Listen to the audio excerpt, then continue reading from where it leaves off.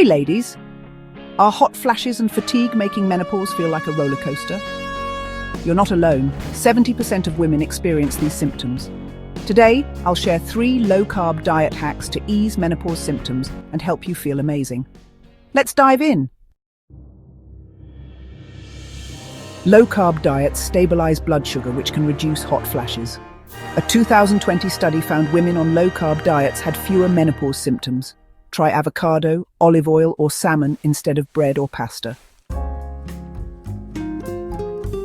Protein keeps you full and supports muscle health, which declines after 35.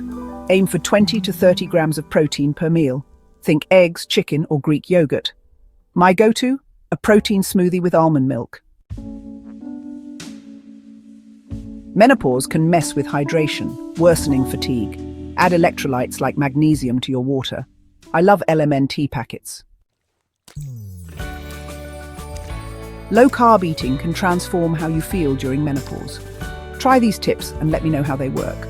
Subscribe to Plural Wellness for more. What's your biggest menopause struggle? Comment below.